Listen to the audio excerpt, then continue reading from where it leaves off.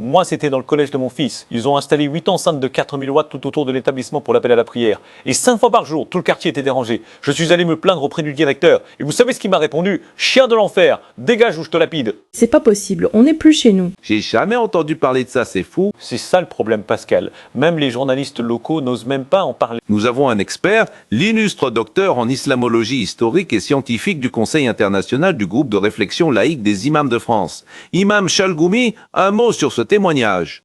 Vous savez, monsieur Morandini, si les frères musulmans qui voudraient imposer à qui ce qu'il peut pour pouvoir faire l'entrisme, si pour ça, l'égalité avec les femmes qui sont dans les églises, dans les mairies, sinon si qui va être les responsables de la République, je vous demande, monsieur Morandini.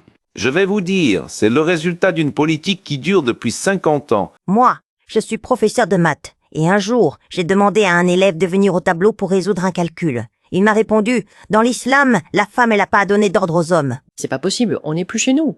Mais que fait la justice? Moi, j'étais à Carrefour dans le rayon charcuterie. J'ai pris un saucisson et là un musulman m'a dit « Repose ça tout de suite, c'est haram ». Je lui ai dit que je faisais ce que je voulais. Et là, il m'a attrapé le bras Pascal, j'avais très mal. Et j'ai cédé, j'ai reposé le saucisson. Imam Chalgoumi. La solution, il faut arrêter l'immigration, c'est non. Si qui est Charlie, et si qui n'est pas Charlie, si la France ici, si la liberté d'expression, qui doit choisir donc quelle, quand il faut être, les frères musulmans qui veulent arrêter les saucissons, donc Carrefour, et après c'est quoi? Le jambon à Auchan, ça suffit!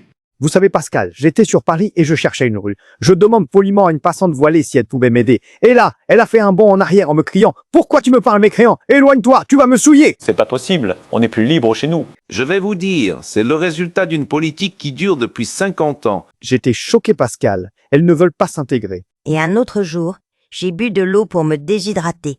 Et un élève m'a dit « Sale mécréante, c'est le ramadan, rebois une gorgée et je te coupe la tête. » C'est tous les jours comme ça, Pascal. Le pire, c'est que tout le monde le sait, tout le monde le sait. J'étais dans le métro. Je bouquinais lorsqu'un homme barbu m'a demandé ce que je lisais.